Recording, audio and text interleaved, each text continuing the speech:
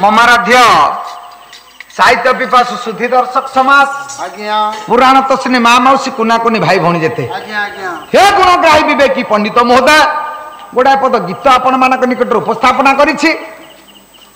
आपण मानकर कटक जिलार सम्राट वैष्णव चरण प्रधान महोदयंकर पदुटी गीत आज्ञा प्रधान महोदय कहले काल गर बेली न के केते महिया न हेलेनी हेबे चंती चाहे काल गर्भरे केते महिया न लीन ही सारिलानी केते लीन हबा को चाहि बचंती आ केते लीन हेबे तार हिसाब कई रहिनी नाही नाही अतीत पुराण पृष्ठा को जदि आपण 12 रोमंथन करिवे आज्ञा ताले स्वर्णाक्षर लिपिबद्ध भाबरे मात्र दोटी अक्षर थाए दोटी अक्षर ता व्यतिरक आउ किछि आपण पाइबेनी नाही ताले ए दुटी अक्षर किए से ना कीर्ति बस कीर्ति छड़ा आउ किछि नाही ताले कीर्ति कोन बोले मानव जीवन होई के बड़ा वर्ष मास दिन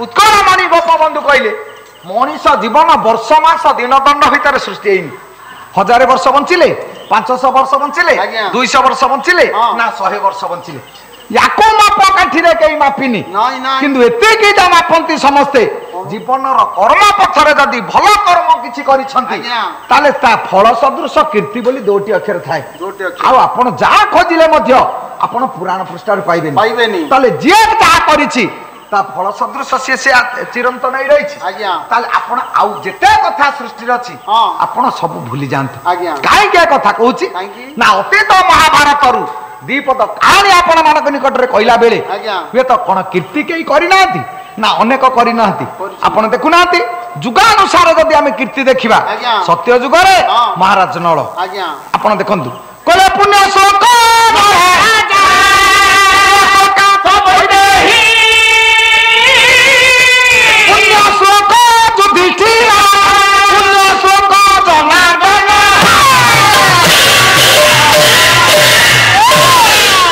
जुगानुसार पंडित चारि पुण्य श्लोक सत्य जुगरे ठाकुरंकर अवतार 5 हेले मध्य पुण्य श्लोक हेले नळ राजा ठाकुरंकर कोनोसी अवतार हेनी त्रेता जुगरे करुणानिधि भगवान राम जन्म हेले मध्य सिए पुण्य श्लोक ही नाती पुण्य श्लोक हेले जनक नंदिनी मा सीता पुण्य श्लोक ही पारलेनी अवतारी पुरुष भगवान कृष्ण पुण्य श्लोक हेले धर्मराज युधिष्ठिर ताले एमाने काहे कि पुण्य श्लोक हेले आउ कई काहे के लेनी ठाकुरंकर एते अवतार थाई से काहे कि पुण्य श्लोक ही नाती बोले विपद ठाकुर कसदी भाषारे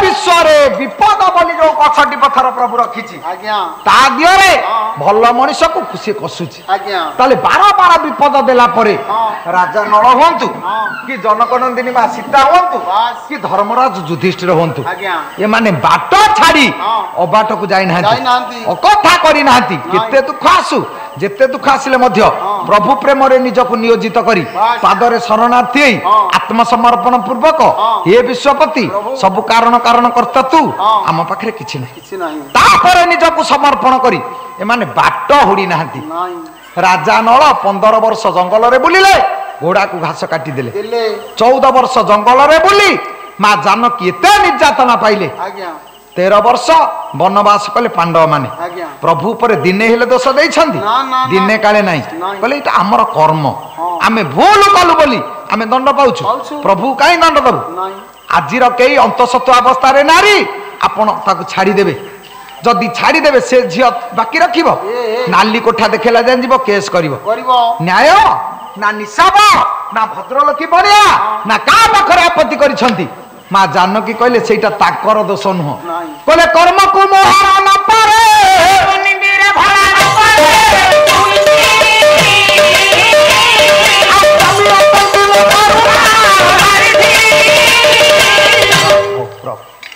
सत्यनारायण कल्याण कर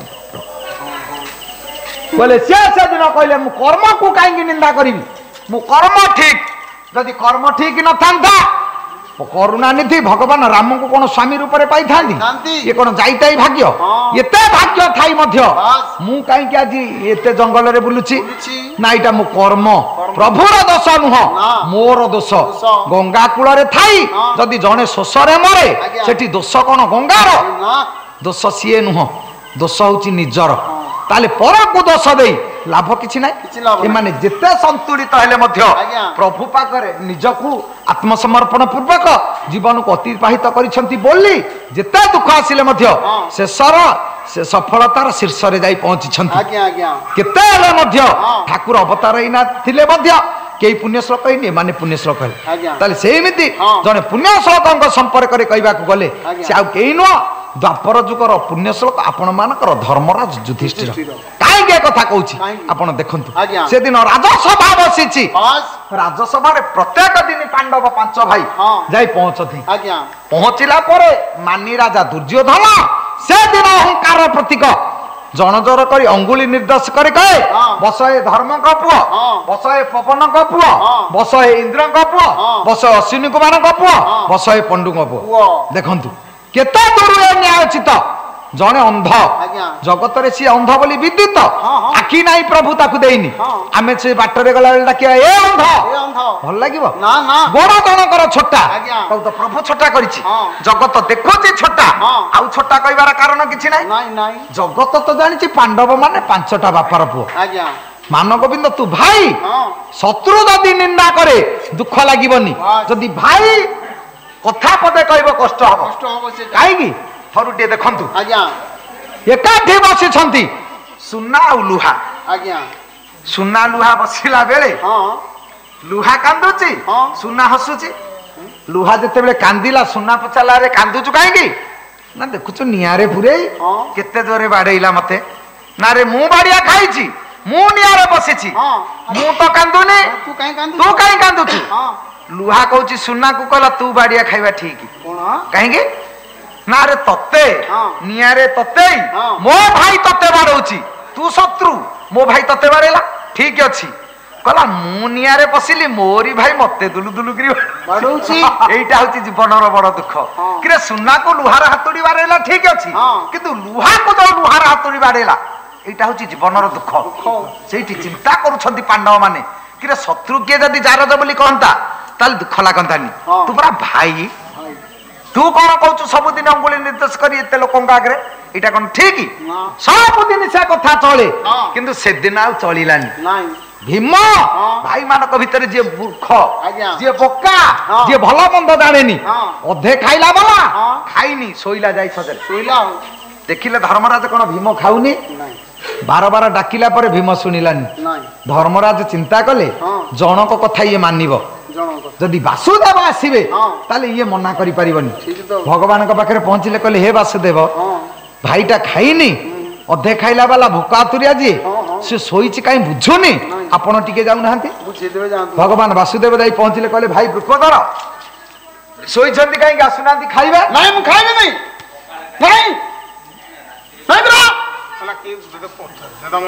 କଣ ଦିଟା ଖାଇଦିଏ? ତତେ ତ ମୁଁ ଥରେ କହିଲି ଆସେ ବୋଲି, ତୁ ଥରେ ନାହିଁ କରିଥାନ୍ତୁ, ଏତେ ଥର କଣ ନାହିଁ ନାହିଁ ହେଲେ ରାଗ ରାଗ ଚଢୁଛି ବେଳକୁ ବେଳ, ଯେତେ ଥର ଡାକୁଛ ସେଇଟା ପରା ଭାରି ଭୁଲ। କଣ ଭୁଲ ଦେଖି କଥାରେ କହନ୍ତିନି, ମତେ କିଛି ତୁ କହନା, ମୁଁ ଭାରି ଟେନସନରେ ଅଛି। ଟେନସନ ଗୋଟିଏ ସନର ଉତ୍ତାପ ସମ୍ଭାଳି ହଉନି। ଆଚ୍ଛା ଟେନସନର ଉତ୍ତାପ ତୁ କେତେବେଳେ ସମ୍ଭାଳିବୁ? ତୁ କାହିଁକି ଟେନସନ ନଉଛୁ? ଗୋଟିଏ ସନ ନେଇ ପାରୁନି ତ, ଟେନସନ ନେଇକି ବସୁଛୁ କାହିଁକି? ଭୀମ ସେମିତି ଟେନସନ ହେଇଯାଇଛି, କହିଲା ମୁଁ ଖାଇବିନି। ଖାଇବିନି ତ ବାସୁଦେବ ପଚାରିଲେ, କହିଲେ ଭାଇ କଣ ନ ଖାଇବାର କାରଣ କଣ? ତମେ କାରଣଟା କହିଦେଲେ କଣ ସମାଧାନ ହେଇଯିବ? ତଥାପି ଟିକେ ଜଣେଇ ଦିଅ। ସବୁଦିନ ରାଜ ଦରବାରକୁ ଆମେ ଯାଉଛୁ, ଆମେ ପରା ତା ଭାଇ, ଶତ୍ରୁ ନୁହଁ। ଇଏ ଭାତୃତ୍ୱ ମମତା ବୁଝି ପାରୁନି। ସବୁଦିନ କହୁଛି ଆମ ବାପା ମାନଙ୍କ ନାଁ ଧରି, ବସ ଏ ଧର୍ମଙ୍କ ପୁଅ, ବସ ଏ ପବନଙ୍କ ପୁଅ, ବସ ଏ ଇନ୍ଦ୍ରଙ୍କ ପୁଅ, ବସ ଅଶ୍ୱିନୀ କୁମାରଙ୍କ ପୁଅ, ବସ ଏ ପଣ୍ଡୁଙ୍କ ପୁଅ, ଅପମାନ ଦଉଛି। 5ଟା ବାପାର ପୁଅ କଣ ଏ ସୃଷ୍ଟି ଜାଣିନି? ଜାଣିଛନ୍ତି। ଆଉ ଇଏ ନୂଆ କଥା କଣ କହିଛି? ଖାଲି ସଦାବେଳେ ଅପମାନ ଦଉଛି, ବାରବାର କହୁଛି। ସେଟା ଭଲ ଲାଗୁନି। ମଣିଷ ବଞ୍ଚିଛି କାହିଁକି? ଟିକେ ସୁନାମ ପାଇଁ। କାକ କୁକୁର ତ ପସନ୍ତି ଉଦାର, କିଏ ନା ଗାଉଛି ଆଉ କଣ କଣ ପେଟେ ବିଷ୍ଟା ଖାଉନି? ଖାଉଛି। କୁକୁର କଣ ପେଟେ ବିଷ୍ଟା ଖାଉନି? ଖାଉଛି। ଜାତି ଇତିହାସରେ କଣ ତା ନାଁ ଲେଖା ହେଇଛି? ନାଇଁ ନାଇଁ। ବଞ୍ଚିଛି ହଁ କିନ୍ତୁ ଲାଭ କିଛି ନାହିଁ। ନାଇଁ। ଆମେ ସେମିତି ପେଟେ ଖାଉଛୁ ବଞ୍ଚିଛୁ। ବଞ୍ଚିଛୁ। ଯୋଉଠି ସମ୍ମାନ ନାହିଁ ସେଠି ବଞ୍ଚିବା ଭୁଲ, ମରିବା ବରଂ ଭଲ। ଇଏ ବଞ୍ଚିବାରେ କିଛି ମୂଲ୍ୟ ନଥାଏ। ନାଇଁ ନାଇଁ ମାନେ ତମକୁ ବାପା ମାନଙ୍କ ନାଁ ଧରି କହୁଛି, ତମେ ସବୁଦିନ କହୁଛି ତମେ କିଛି କହିପାରୁନ। କହିଲେ ଠିକ ଅଛି ତମେ ଖାଇଦିଅ, ଖାଇସାରିଲା ପରେ ମୁଁ ସେ କଥାଟା ତମକୁ କହିଦେବି। ଭୀମ ଖାଇଲା, ଖାଇସାରିଲା ପରେ କହିଲା କଥାଟା କହ ମନ ଲାଗିଛି। ଏ କଥା ବିଶ୍ୱରେ କେହି ଜାଣନ୍ତିନି, ଜାଣନ୍ତି ଭଗବାନ ଦ୍ୱୈପାୟନ କୃଷ୍ଣ, ମାଲୋ ଜାଣନ୍ତି ଇଏ ତ ବ୍ୟାସ, ଜାଣନ୍ତି ଭଗବାନ ବାସୁଦେବ କୃଷ୍ଣ, ତାଙ୍କ ବ୍ୟତୀତ କେହି କହିପାରିବେନି। ସେଦିନ କହିଦେଇଛନ୍ତି ବାସୁଦେବ, କହିଲେ ଭାଇ ତମକୁ ଯେତେବେଳେ କହିବ ବସ ହେ ପବନଙ୍କ ପୁଅ, ତମେ କହିବ ବସୁଛି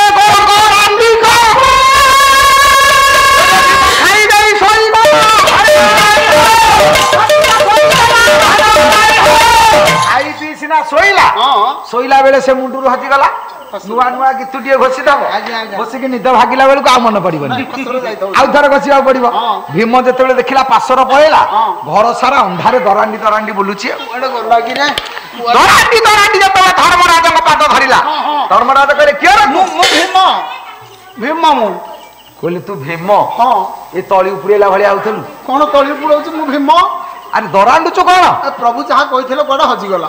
କହିଲେ ଭାଇ ପ୍ରଭୁ ଗୋଟାଏ କଥା କହିଥିଲେ, ସେ କଥାଟା କୁଆଡେ ହଜିଗଲା? ହଜିଗଲା ତ। ଆରେ କଥାଟା କଣ ହଜିଲା ଜିନିଷ? ସେଟା ତ ପାଶୋରି ଦେଇଛୁ, ଘର ଦରାଣ୍ଡିଲେ କେମିତି ମିଳିବ?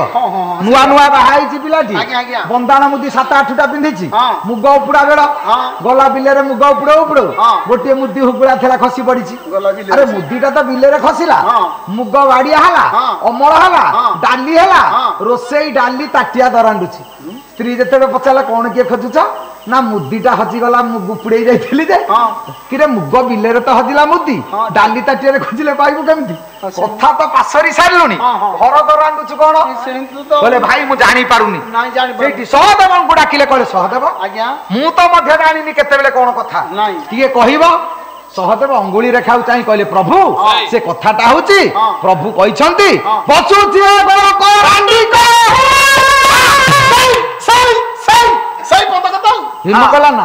ଆଉ ଶୋଇବାନି, ଶୋଇଲେ ପାଶର ଯାଉଛି, ଆଉ ଶୋଇବି କାହିଁକି? ଭୀମ ସିନା ମା ଶୋଇଲାନି, ଯିଏ ଡେରିରେ ଉଠିବା କଥା ସେ ଶୀଘ୍ର ଉଠିବ।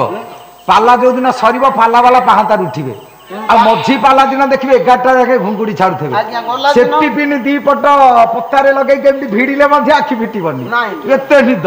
କିନ୍ତୁ ସେଦିନ ଉଠେଇବାକୁ ପଡିବନି। ଭୀମ ସେଦିନ ଯିଏ ଶୋଇଲା ବାଲା ସିଏ ଆଉ ଶୋଇନି, କହିଲା ଆଉ ଶୋଇବାନି। ସେଦିନ ଶୀଘ୍ର ନିତ୍ୟକର୍ମ ସାରି ଡାକିଲା ଭାଇ ମାନଙ୍କୁ, ଭାଇ ଚାଲ ଉଠୁନ, ଯିଏ ପଛରେ ଯିବା କଥା ସିଏ ଆଗରେ। ଆଉ କହିଲେ ବାଉନ ଭାର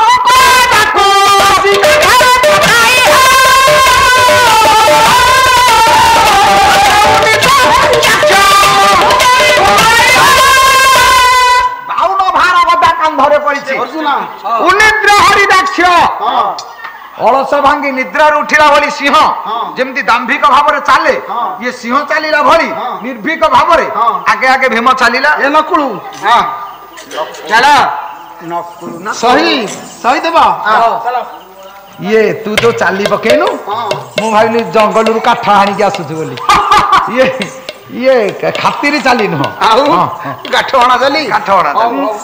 ସେଇଠି ଯେତେବେଳେ ସଭାରେ ପହଞ୍ଚିଲେ, ସବୁଦିନର ଅଭ୍ୟାସ ଅଛି, ସବୁଦିନ ଭଳି ସେଦିନ ମାନଗୋବିନ୍ଦ ମଧ୍ୟ ତା କଥା କହି ଚାଲିଲା। ବସଏ ଧର୍ମଙ୍କ ପୁଅ, ବସଏ ଇନ୍ଦ୍ରଙ୍କ ପୁଅ, ବସଏ ପବନଙ୍କ, ବସଏ ଅଶ୍ୱିନୀ କୁମାରଙ୍କ ପୁଅ, ବସଏ ପଣ୍ଡୁଙ୍କ ପୁଅ, ବସଏ ପବନଙ୍କ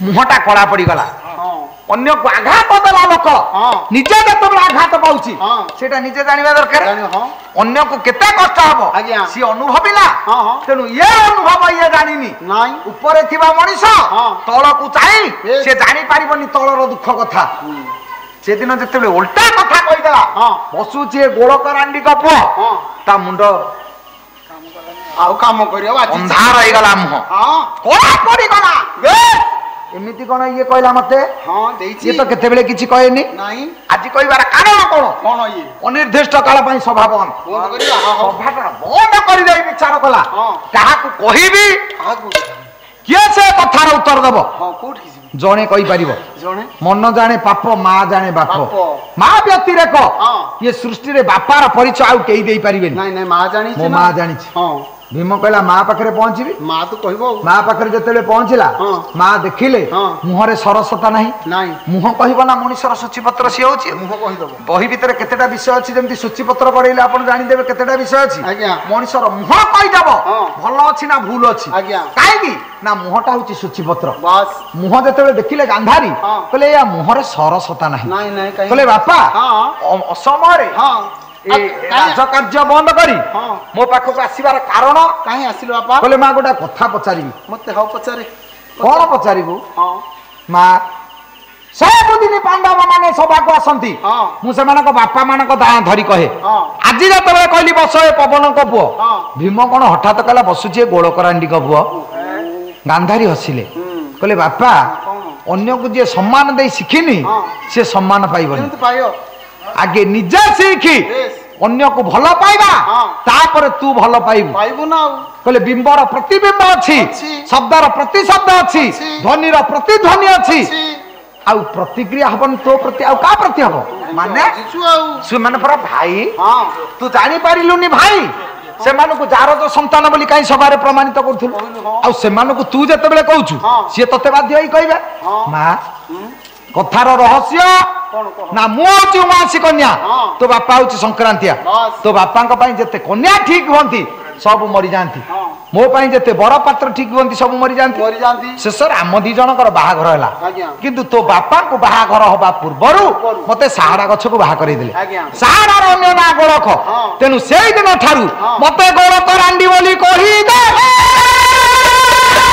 ये कथा केई जानि नांती जानती भगवान द्वैपायन व्यास जानती श्री कृष्ण बोधे कन्हई लगे दी नट सेई तो ठीक अछि जे तू तो जेमिति करिछु सेमिति फल पाइछु जेसा को तेसा तू जेमिति कर्म करिछु सेमिति फल पाइछु एति दाई किए तू निजे दाई अन्य को दोष देले कोन अछि किंतु मन बुझिलानी दुर्योधन चिंता कला एठी दोषी किए दोषी मो मां नुह दोषी मो बापा नुह दोषी मो आई नुह दोषी होची निमक हराम शैतान गांधार सेन मोजा जदि ठीक समय बिंदु स्थापन करि थांता मो मां उआसरे काहे की जन्म होई थांता मु काहे की गोड़ करांडी पोई थांती ठीक रे पुओ देखंतु ये मूला विचार कला कला मूल ताड़ीले काम शेष डाल रे किछि काम नाही अरे मूल सिना थेले देखुना सेमति मानव गोविंद निज दोष न बुझी अन्य ऊपर दोष लदी लगदी कला गांधार सेन होची शैतान से मो अज्जा तो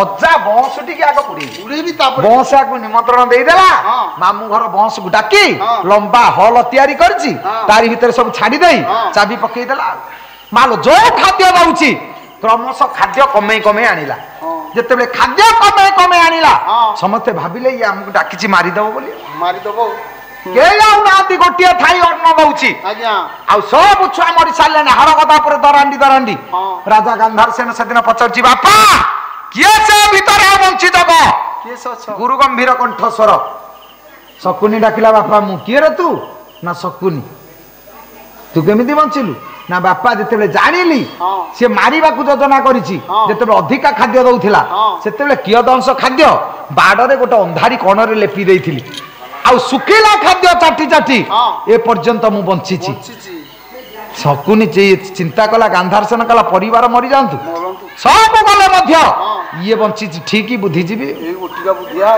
कहले कुल रक्षा करबई कहले बापा गोटा कथा मन रखिबु टिकिए पर आ मरिबी सर्वस्व सरी गलानी आ गोटा थाली अन्न दउची तू से अन्न थाली खा किंतु गोटे प्रतिज्ञा पूर्ण करिबु तू शपथ करी कह आपण मानकर गायक केसरी उदयनाथ रथ शर्मा महोदय गोटाए पद गीत अंतिम मंत्र